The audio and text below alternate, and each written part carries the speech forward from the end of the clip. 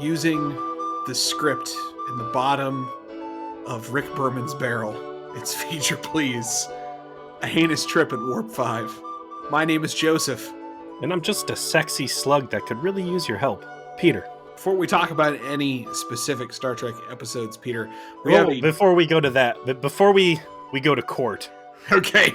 Real quick, where are you at on the Strange New Worlds? I see Darius, one of our big meme generators, is hook, line, and sinker on this shit to the point where he's putting out his own memes. So, yeah, his own pro Strange New World memes, which, given his deeply unimpressed Eastern European nature, is quite, notable in its own regard, as you mentioned.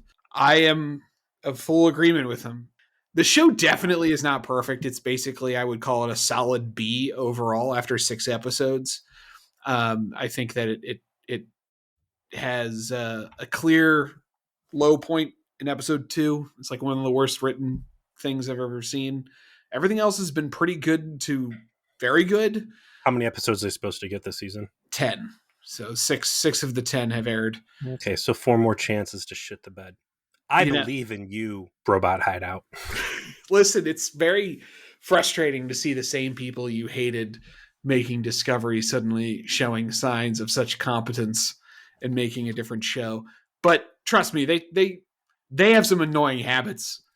I'll say this right now. Uhura is the most annoying part of the fucking show because she is absolutely a Mary Sue Yas Queen cutout, and it got old fast. But it really doesn't matter because Anson Mount is just awesome. He is the platonic ideal of a Starfleet captain. He's just great. You just want to watch him go do space things. It's amazing. He might be my favorite captain ever. No. Yes.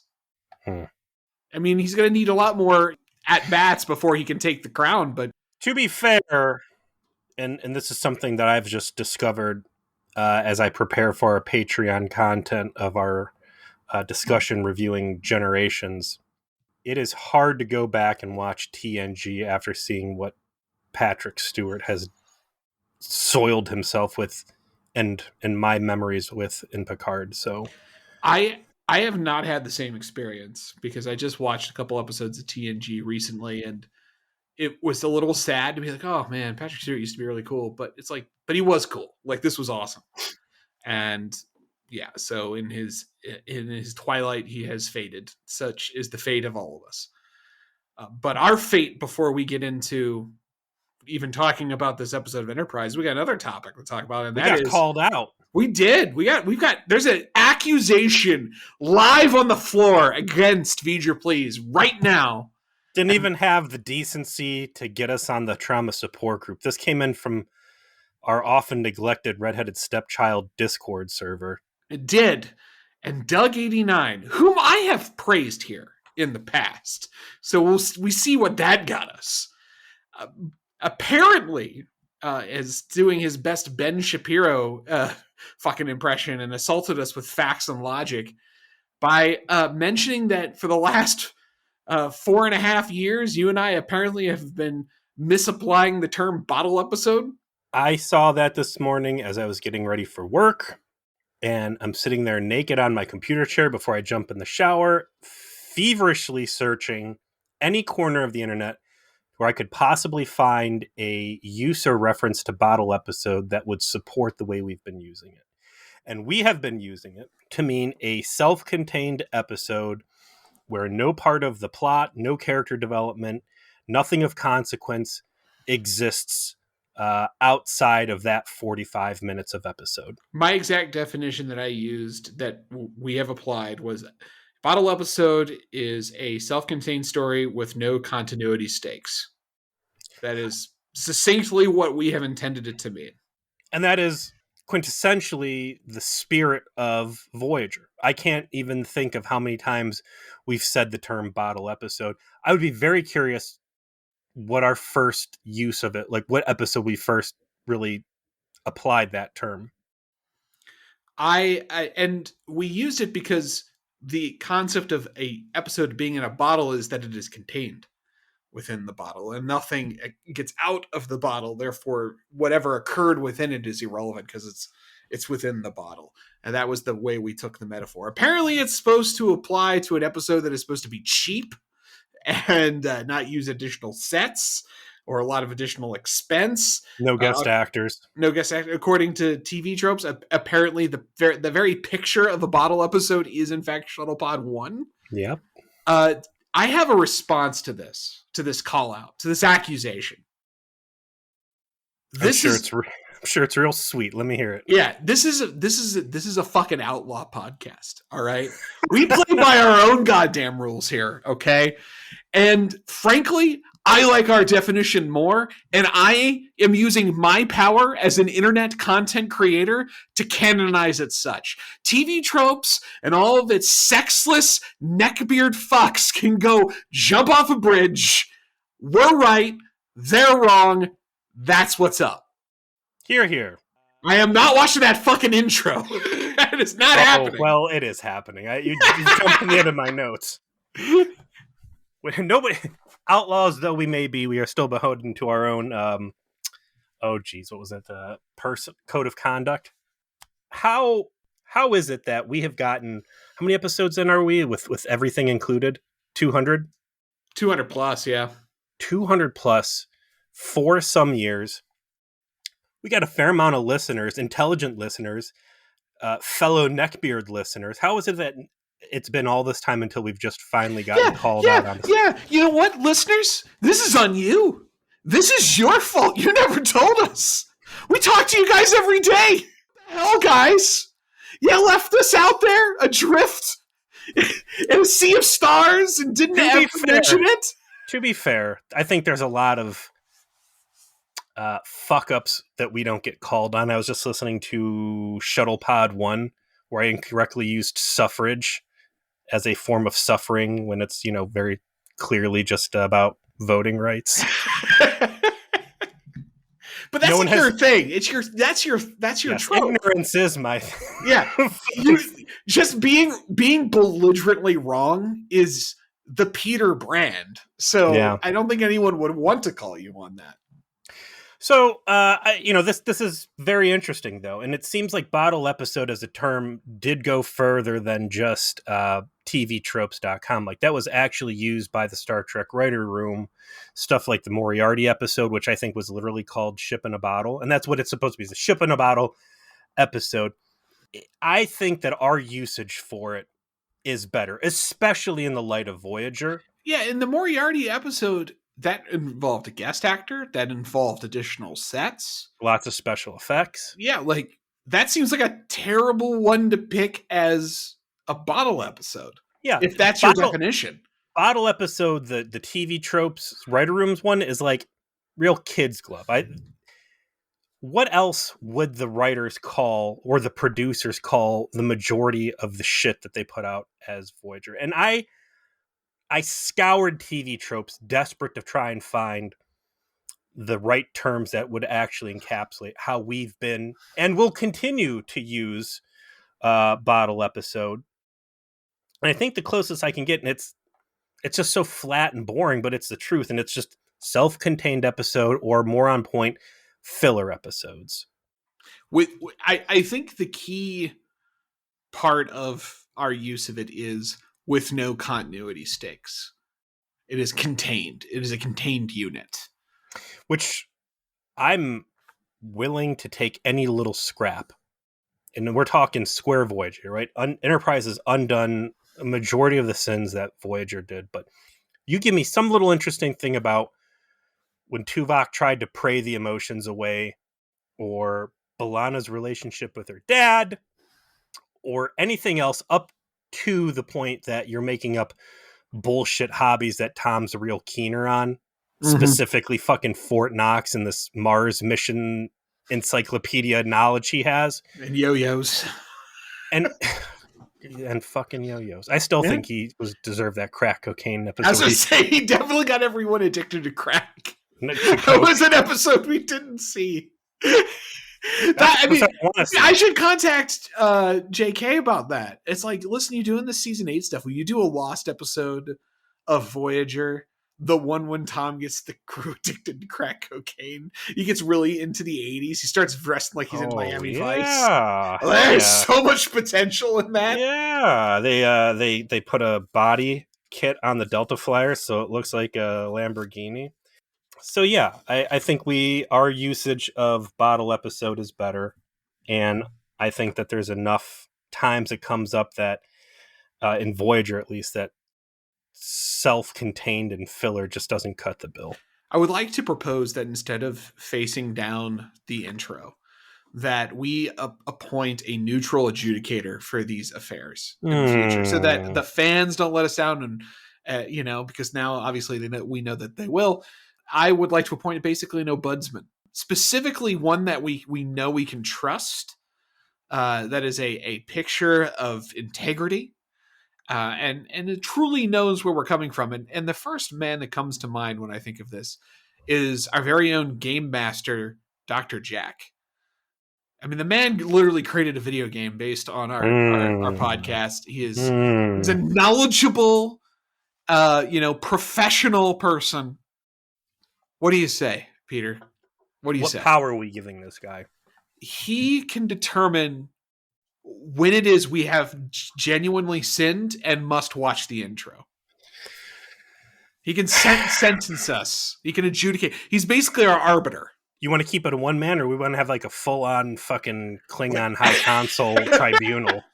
No, we don't want to create too much discord. We want harmony. We need a single point of decision making.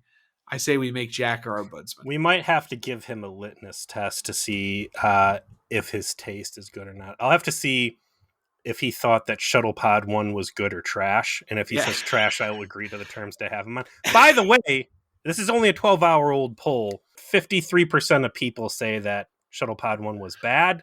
15% are saying it's meh. 23% good. 7% great. That's out of a whopping 13 votes. So, of course, the tides may change. But as of right now...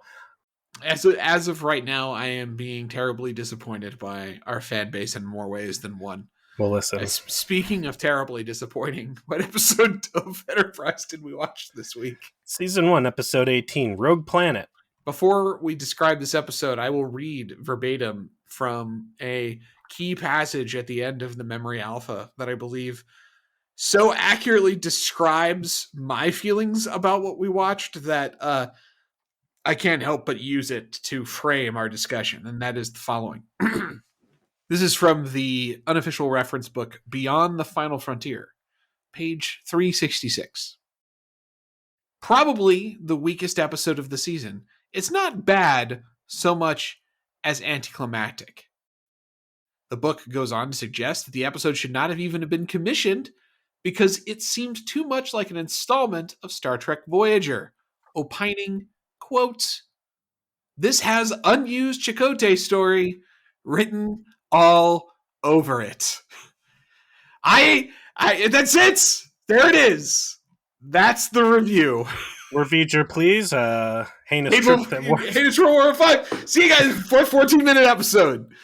This is dog shit.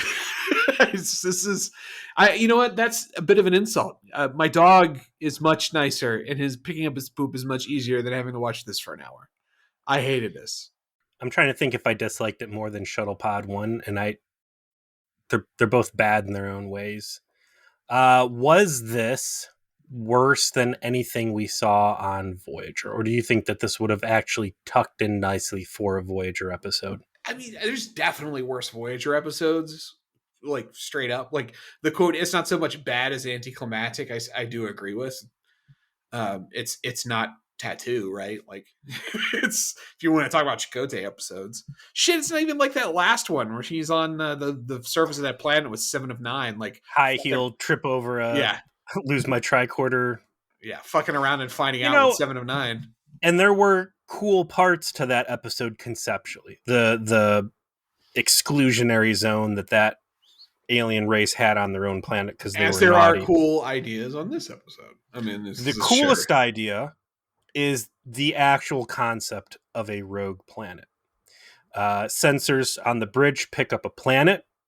Archer goes, well, there's not supposed to be solar systems out here. No, Captain, it's not. It's just a planet on its own. And T'Pol tells us this is what the Vulcans call a rogue planet. It's a planet that's broken free of its orbit, and it is out in space. And everybody is amazed that the planet has maintained an atmosphere, that the surface is not just frozen over, and that because of thermal venting on the surface from the core, that the planet is able to continue to sustain life.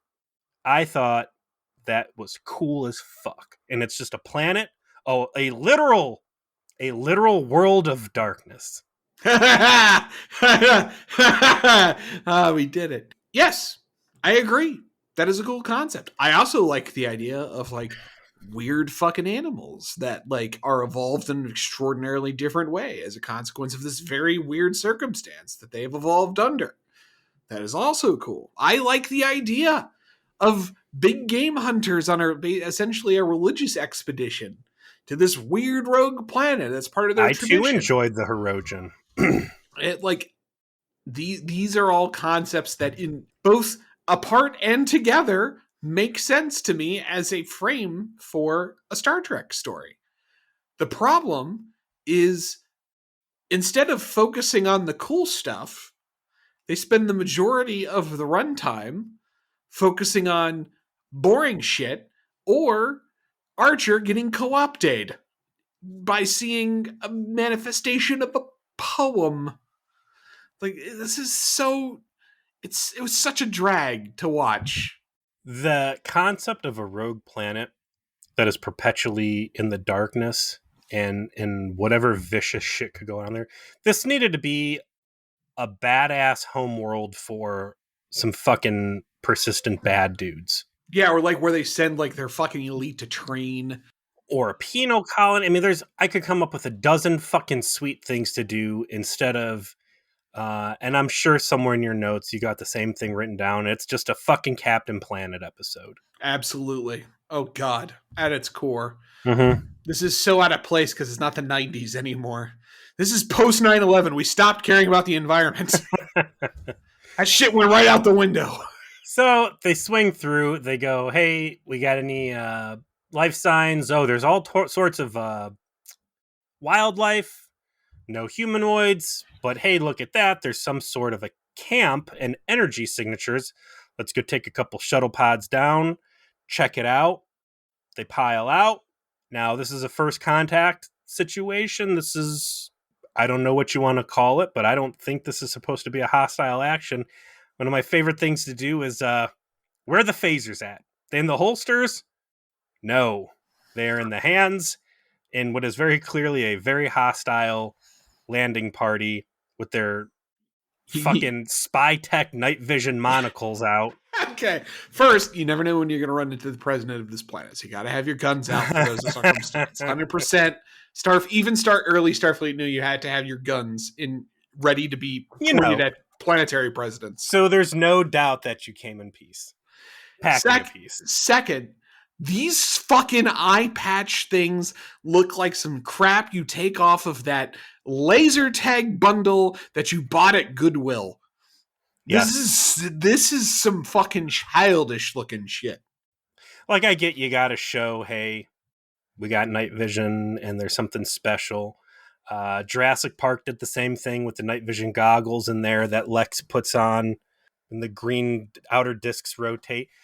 The difference being one of those is a amusement park accessory and the other is what appears to be a tactical piece, where now you have basically a big laser dot sight on your fucking head so everybody can just shoot you very easily in the dark. You basically look like Joel Schumacher's Deadshot while wearing that. Ooh. That's very good. That's a well thought out. I stunned you with that one. That's a deep one. The most important thing we will learn moving forward is that both Reed and Archer were not only Boy Scouts, but Eagle Scouts. Yeah. And Reed was the better Eagle Scout, coming in with 28 merit badges versus Archer's measly 26. You know, Archer, you got to have more than a minimum if you want to impress. I'm just saying. It is very much like Eagle Scouts to like take pride in that even when they're middle aged. So that's on brand. I Well, accept this. it is a literal attack that I levied on Archer, is that he comes off the same way that Sam Beckett did, and it's this small town Boy Scout with the heart of gold, minus, and you know where I'm going with this, minus the time he condemned the whole fucking planet to death. Do they give merit badges for genocide? I wonder. It's the 25th merit badge. So He'll have to hit up a he'll have to hit up his pack or his troop rather when he get gets on back. Echo 3 and see if the local scoutmaster back on Earth. Good night, baby. I'll talk to you later. Good night. I also couldn't help but notice, and I know Stevie is one for the anime. Was she sitting around watching you with this? No, I had to watch this on my own. Oh, poor you. Yeah. Straight up Dragon Ball Z Scouters. You're right. Yeah. Yeah. They resemble the Scouters. You're absolutely right. That's actually more me. She, Stevie is definitely one for the anime, but she, she's more of the Sailor Moon half of the equation. A gendered response if there ever was one. They start stumbling around. They're looking. And then our special guest stars for the episode come into view. Yeah. The Eska, also known as evil country guys. Yeah, these are definitely guys who have season tickets to your local NFL game, NFL team. These are the guys who definitely like their steak medium rare and enjoy slugging it down with a Bud Light. And they would be bass fishing if they weren't hunting. There's a stereotype that these guys are meant to fulfill. And it involves Dick's Sporting Goods. Yes, and they occupy it. They occupy the stereotype very accurately. I actually thought, as per usual for Star Trek Enterprise, they're very nice and reasonable to these human visitors. Absolutely. And they razz them. They razz them in that way that a bunch of dudes on a hunting trip would razz a bunch of people who don't know what's up. Like, it reminds me of the stories my dad would tell about hiking the Appalachian Trail, and the sort of hiking culture of how people kind of like razz each other there. But they, shared their space, shared food, commiserated shared with booze. them. It looks like there's a lot of drinking. Gave them warnings. They were very took them out reasonable. On the hunt. Yeah. They weren't like dicks, like, we've reserved this time to hunt. Get out, you're encroaching on our rights, blah, blah, blah. They're like, no, man, nobody owns this planet. You can do whatever you want. Just be careful. Shit's real dangerous out there. They're very reasonable. They're very nice. They in no way impose themselves upon the humans. And they are not treated well by this episode in any way. Now, I think that they do provide a semi-compelling case at minimum by the end, is that they're not the good guys, but they are not the bad guys either. They're not. There are no black hats in this episode, in my opinion. And if they try to build these, if they intended to build these guys as a black hat, they did a shit job of it. They build these guys out exactly the way that the writers wanted them to be, and you can peek into that motivation however you see fit. This is written by Chris. This is Berman. Ew, come on, what? Story by Berman Braga, and then Chris Black. Teleplay by Chris Black. Directed by Alan Croker. Yeah, man. How's Rick Berman involved in this? Like, you got the biggest names on the fucking production team, and that's. I figured this would be some goofy guest writers. Yeah, I'm looking. This has interested me in a question. How many writing credits do you think Berman had on TNG? 7. He had 5. How many do you think he had on DS9? Oh, I have no idea on DS9. 3. How many do you think he had on Voyager? Like 4? 8. How many do you think he had some real I mean, Timeless was Berman and Braga, right? Caretaker, Hope and Fear, Timeless, Think Tank, Equinox Parts 1 and 2, Fury, Endgame. Fury was Kess Returns, right? Yeah, so some real highs and lows there. None of them was You cut Caretaker and Fury off, and that's straight fire he's playing with. How many do you think he did of Enterprise? 30. 37. You 37s. 37 episodes. I mean, there what level are of participation does he realistically have in these scripts he, versus like, and that was what we talked about back in Timeless. Is Berman actually a pretty good writer when he sits down and puts his ass into it, or does Berman just have a good nose and says, this is going to be a great episode, let me stick my dick in there just so I can get some writing credits to go down in the history books? of the 37 episodes, which represents more than a third of all of Enterprise. So he literally has writing credits on more than a third of the episodes in the entire show. He wrote all but looks like 1, 2, 3, 4, 5, 6, 7, 8, 9. 9 of them he wrote with 3 people. The rest he wrote with Brandon Braga. So 28 of those he was just him and Brandon Braga. The other 9 was him, Brandon Braga, and a third person. A writing bitch who probably did the majority of the writing. Right. My interpretation, and this is purely speaking out of my ass, is that after whatever the reception, the end backlash from Voyager was, right? You took the hottest sci-fi property on TV, and by the end, you were pulling in real meager numbers compared to where you started. That somewhere in the CBS or whatever the fucking network food chain was at that point pulled him in and said, you guys are on thin fucking ice, and we're willing to put big money into another Star Trek property, and we're going to chalk the numbers that Voyager finished up with as a fluke, but you need to be involved in the day-to-day, and I need your personal seal of approval that every fucking script that comes out of there is as good as it possibly can be, because we're not doing this again. There'll be a lot to discuss, I think, on this topic as I'm looking through like what he had a hand in and what he didn't. I think the most notable thing about this is of this very prolific writing effort on the part of the man who crafted essentially, you want to call it almost 20 years of science fiction's, flagship IP. All of that came entirely in the first 3 seasons, except for 1 episode in season 4.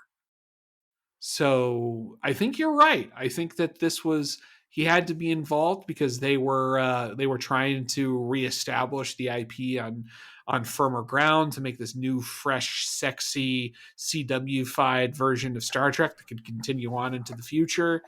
And by when season 4 started, it was clear the writing was on the wall and he was out. And, a new generation of creatives took over who really had a much better idea what the fuck to do, but unfortunately did not have as much time to do it. Man, this is really going to be a good mess hall, if not season rip. But like, I think a lot of the stuff you've talked in the past about how things just don't hit the right way. The fucking intro being like a boomer rock ballad that's just a completely bad fit. All of the off-brand booby humor and shit like that. I think that's very clearly his contribution to these scripts and to the creative process. And it's just an old dude who's out of touch with what the product should be. Yeah, he thinks young and sexy is juvenile boob humor.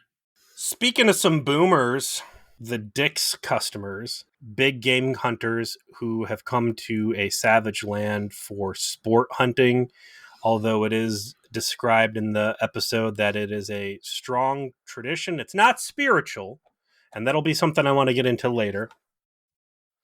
But these are guys that are 9th generation hunters of coming to this planet. I would call it semi-spiritual or semi-religious. Like, it's very culturally linked. It's more than just we're going to go and we're going to crush some beers and we're going to shoot some elk. It's very serious for them. Like, this is a a tradition. It's something their ancestors have done. It's time limited.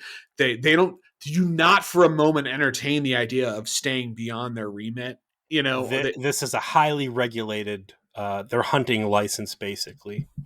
They get in, they don't go after the higher cognitive species in there, which let's assume for a second they're not lying, and that there's like monkey people or something that we just don't see, because spoiler alert, they're actually hunting slugs, and they're not. These are at the worst lawful evil, but I think it's, I don't know, maybe it's even a law. I don't know. It's fucking alignments are hard on these guys, but they're not crazy psychos. These aren't fucking nutbag rednecks shooting the joint up and doing inbred shit. They tell all their little story to Archer. Here's the deal. This is why we're here. We're not here for a long time. You're welcome to come along. Archer's like, well, this is a real interesting place we're at. Can we share the camp with you? We're going to start doing some science stuff. The landing team, the away team, will come to consist of Archer, T'Pol, Trip, and Reed, which might make you think, who's running the fucking ship when your four most important people are just down screwing around on it's Jurassic Hoshi World? again, man. I mean, Hoshi went down initially, and then after they had their first contact with the Dix people, she goes like, "Fuck this place, I'm out." And she goes back up to the ship, and Trip comes down, and she's like, "Yeah, have fun, boys. I'm gonna run this ship that I don't even want to be in again." Mm-hmm. Mayweather, who? Don't worry, we'll just keep him locked behind whatever door we've had him at. I do want to mention, by the way, since you mentioned Mayweather, to mention something brilliant our fans brought up, which is on actually the Discord. Calais CR, I don't know how to pronounce this. He brought up that it would have been so much better if Mayweather had been some sort of old crusty chief of the boat type, some like boomer who was at it for 20 years but joined Starfleet after he was requested because they needed like space veterans, and specifically used the chief from Sequest as an example of who Mayweather should have been. And I'm like, this is fucking brilliant. I mean, it's the same stuff we were talking about back in the Space Trucker Justice episode. There's a lot of good potential, and making him this weird wet behind the ears, clean cut rookie, huge mistake. So they're down on the planet, and Reed has asked to go along with this hunting party because he wants to learn their illegal ninja moves taught by the government. And Archer's like, well, all right. But, you're not allowed to kill anything. Of course, T'Pol is aghast at what's going on here. And even Archer kind of throws a little shade like, oh, hunting was abandoned on our planet, after the Vulcans killed all the rednecks. And after they bred them out of our society. Trip's the last of a forgotten line of Florida men that, just escaped the Vulcans' ability to understand what they truly were. So things start calming down at the camp, and that's when Archer gets a visitor. And it's a beautiful, half-naked blonde lady just out in the forest calling his name. Archer gets up and he runs off, and you as the audience are like, I don't know what's happening here. Is Archer trying to go off and get his dick sucked? Or is Archer smarter than that, and he knows that whatever it is, it's trouble? And is the old masochist Captain Archer just out running through the woods looking to get his ass kicked? Yeah, and it's like, is that a future head wound I see out there? I must go to it. All these tree branches, someone might be smart enough to grab one and hit me with it like some sort of a space pipe. I can't leave this planet without a concussion. It's been 30 minutes of airtime since I've been bleeding from the mouth. So this is where the episode completely falls apart, and where the description could not possibly be more accurate. If you put Chakotay in this episode at this point in the Archer role, it would be exactly what you would expect out of Voyager. Is you've got this, and it doesn't fit for Archer as like the person that would be like, I guess, contact with this, because he's just super compassionate, I guess. Like they never really establish the why of him, aside from you're different. But he's obviously on the surface with Reed and Trip and T'Pol, all who are also different from the Dix people. In fact, T'Pol, being a vegetarian who is aghast at even the idea of sharing space with them, would appear to be the far superior choice if you were making a selection of this crew of people of who is most likely to be different than these others. Let's break it down real quick. To Paul, we can say maybe she didn't get hit with that because Paul's too smart to fall for that shit. Trip, the chaotic Florida man who acts emotionally at the drop of a hat and has already shown strong chivalrous behavior, better choice than Archer. Or even Reed, who again we would think is prim and proper, but as we saw when the pineapple cake episode, when he was fucking direct wiring the phasers into the fucking warp core, like Reed is a lot more chaotic than anybody else is really giving him credit, and would have been a great wild card pick. Instead, it's Archer because we want Archer to be a sexy guy doing sexy things, and there he is running through the fucking forest after a half naked woman.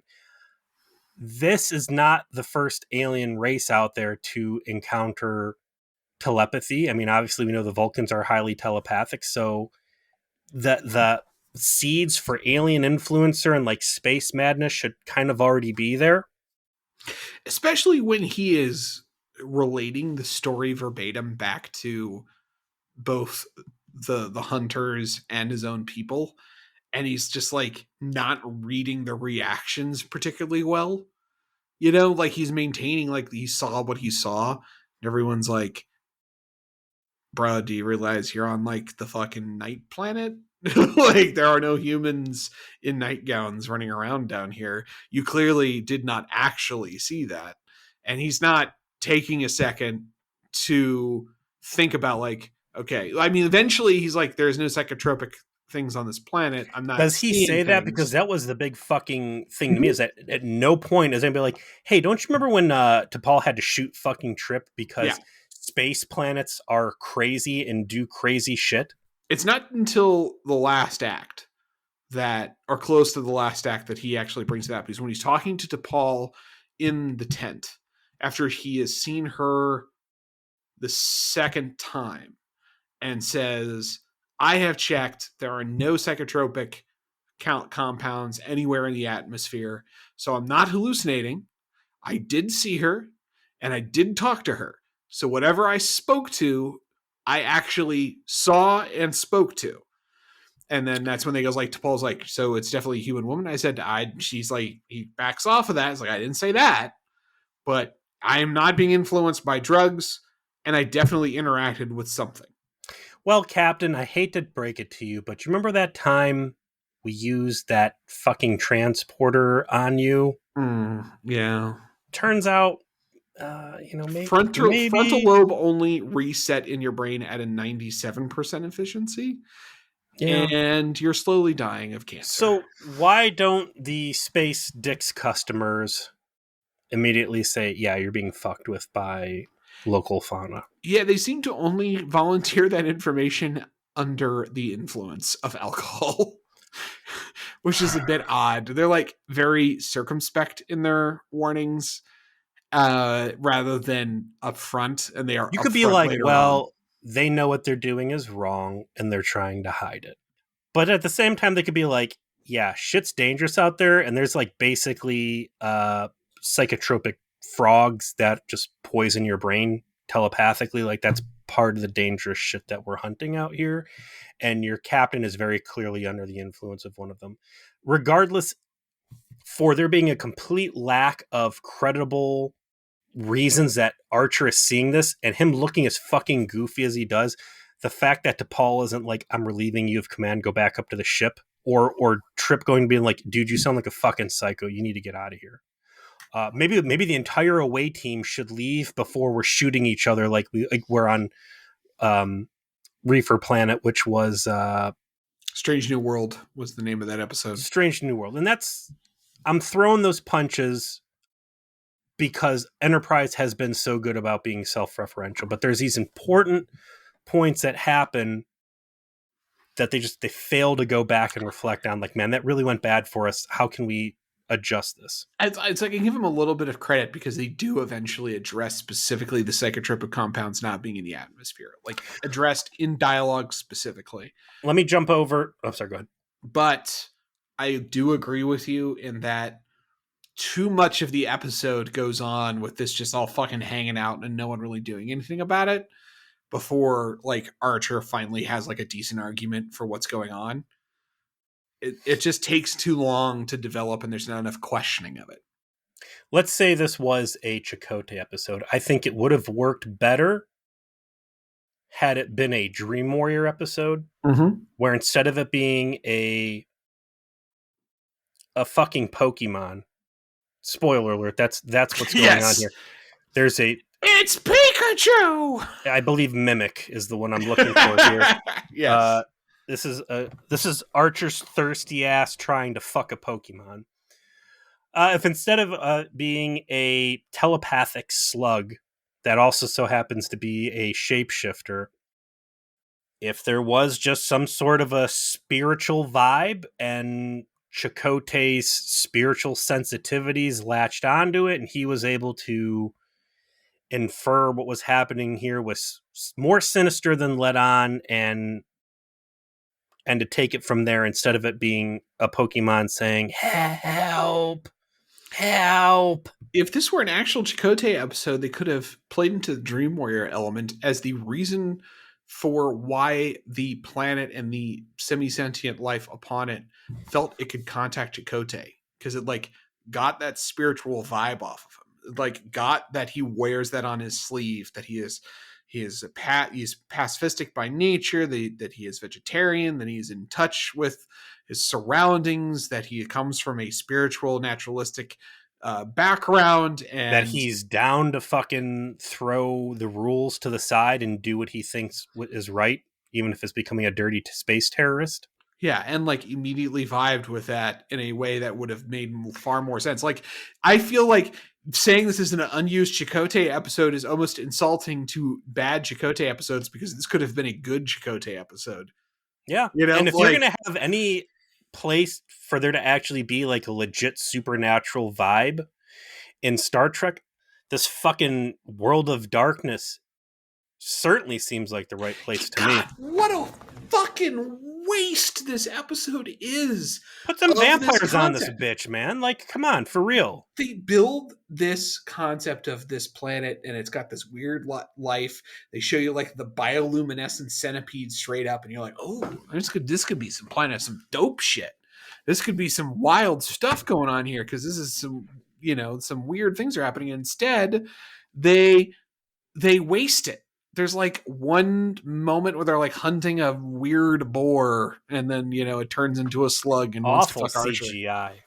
Yeah, like PS2 cutscene level bullshit. Like Parasite Eve. Yeah, like it's just a wasted concept. A nice use of Parasite Eve. You and me and about 18 other people played that fucking game. Well, if you need some more bad CGI monsters, we can talk Dino Crisis. My favorite line out of the episode is, while Archer's in the throes of talking stupid, Reed's gone off on the hunt, and T'Pol, Trip, and Archer are going to go check out some stuff by over one of these thermal vents.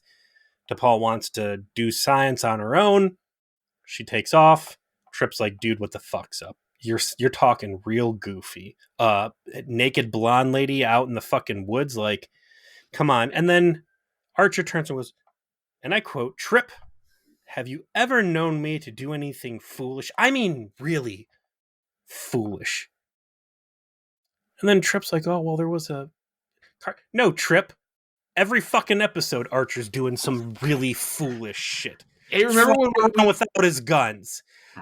Fucking not beaming the Andorians off into space. Your ridiculous and ever-expanding collection of serious head wounds. Hey, remember when we decided to go down to the planet with the psychotropic drugs without scanning, just, because? Or spacesuits, and you brought your fucking dog? How dark would that episode have been had Porthos gotten eaten? had Trip shot Porthos? the dog is talking to DePaul. It's a conspiracy. And like, shoot the fucking captain's dog. This could have been a really cool, sinister episode. Had the Pokemon slugs not just been Captain Planet victims needing the help of the Planeteers to get rid of Hoggish Greedly and his Dick's Sporting Good coterie. You could have really had this been a planet of nightmarish hells.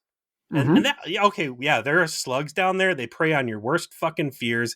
This is a demon planet. We should never go back there because it was like some more stock footage from Event Horizon. This is a no go. Yeah, like they telepathic so they can eat you, so they can lure you into a false sense of security and Yeah. consume you. And like, if they had built that and then like, here's a rewrite for you. They meet the Dick Sporting Goods people. He starts to see the things. They still warn him like this planet's got a lot of weird shit going on. You might hear things, see things in the dark, all that.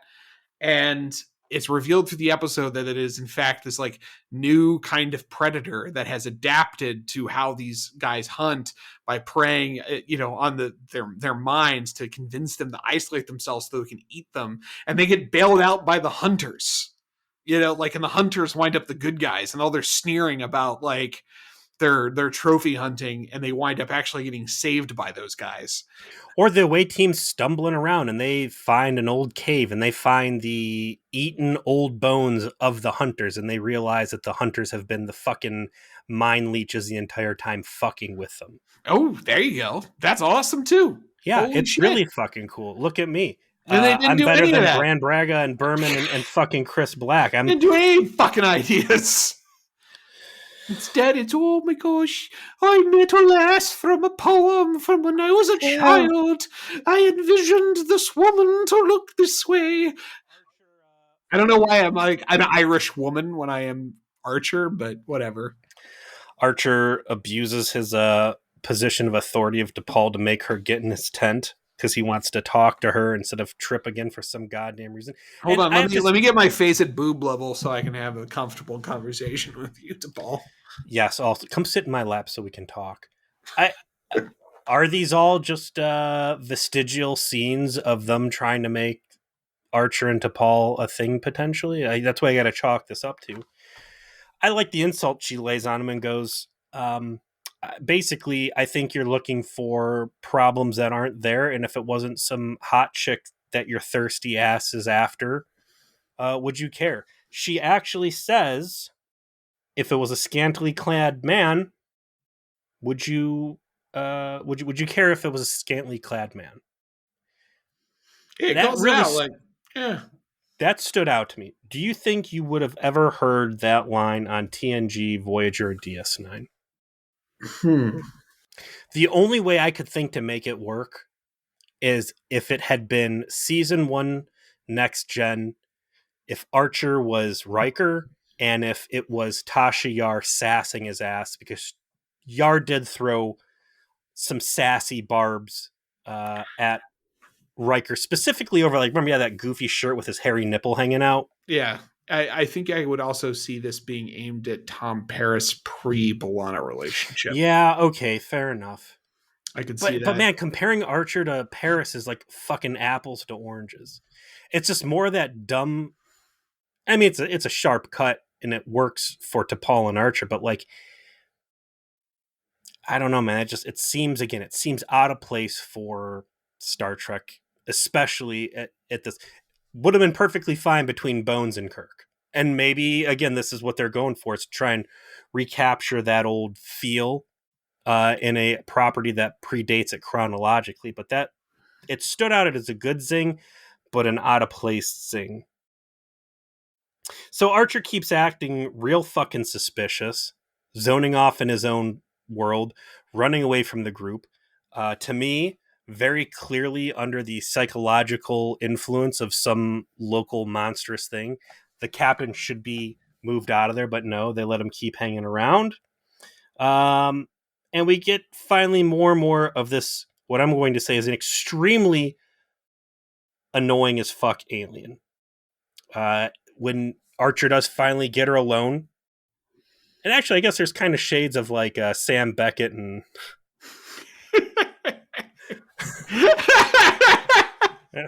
he's just off talking to himself, and there's a hologram over there slapping a pile of Legos. What is Ziggy in this case? Is it Gaia, the spirit of the Earth, in this okay? Captain Planet world that Sam Beckett has jumped into. He starts talking to the alien, just dumb, circular, slow conversations that are dumb as shit. It takes 3 or 4 long meetings, which I don't know if this is supposed to be an opportunity for us to eye fuck the blonde lady that's playing this Slug's alternate form, but just annoying. And she's not laying down anything solid. And Archer really just seems to be moving heaven and hell to try and get to a reason where he's going to feel comfortable getting involved in whatever's going on here.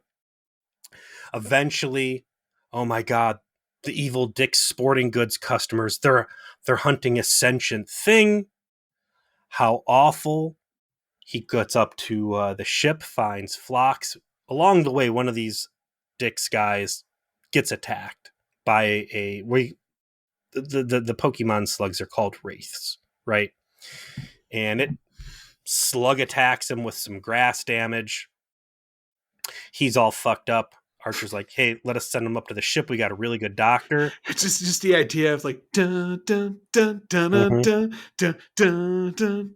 It's super effective. Yeah.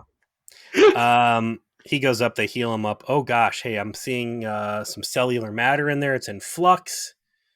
Now I've got a genetic blueprint. I do like the Dick's Sporting Goods guys were like, oh, we can treat him down here. And they're like, well, we need him for the hunt. And they're like, oh, yeah, you should totally get better medical care on your ship, Captain. Thanks. They're just kind of like being mildly dicks. And, Phlox gets his moment. They start to piece together. This is highly chimeric. They're very adaptable. That's the nature of life on that planet because of how weird it is. Okay. They have a little powwow on the bridge. I know what they're doing is evil, but I don't know how to help them fight it. Here's an alien race that's a spacefaring race that we don't really know anything about. And instead of Archer being like, wow, you guys seem like, you're pretty advanced. We're out here supposed to be like shaking hands and making friends. Maybe you should go fly over to your fucking planet and say howdy. No, we're going to get all wrapped up in this fucking, this hunt. So then Jonathan Archer goes to Phlox and says, we need to help the plight of this beleaguered native race that is being killed. I want you to genetically engineer a solution. And Phlox is like, that's a great idea. Let me see what I can whip up.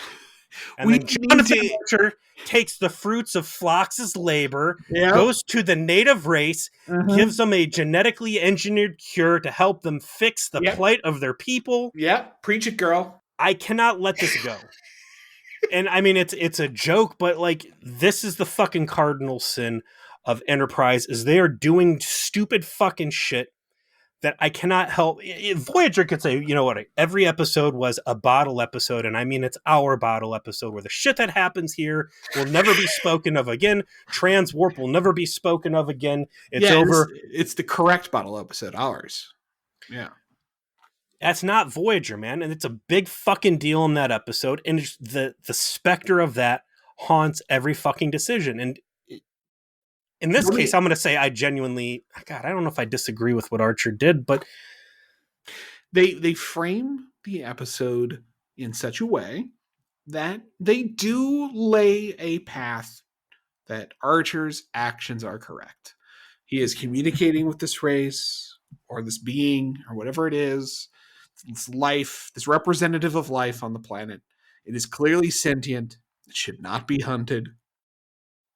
He gets the hunters to cop to that they know this, that they're doing it anyway. That is probably enough to justify his actions in the blind. You know what? And are they really sentient, or is I like the line? We're such fucking evil people. You and I always fucking finding these bad guys reasonable, but like, are parrots sentient? They can talk. but it's mimicry, and he's clearly like having a more Is it, or is it just the yeah. chemicals in his brain interacting are telling him the things that he wants to hear to You know what? kind of You know what would have been interesting is if the hunters told him that instead of basically confirming. hiding it? Yeah, well, instead of hiding it and then confirming that he was correct, that they're telepathic, that they Mhm. read their minds and that sort of thing, that this is an active communication It's not on their communication, part. it's a light intoxication. It's a self-preservation instinct they have, which they also use to hunt us, and it's telling you what your brain needs to hear. What's an anticipatory locution? Was that what that was called? And what Which if is already happening, which is why this fucking fantasy that you're sympathetic to, this poem you made up, that's why it's chosen that form instead of the kid who used to kick your ass back in high school.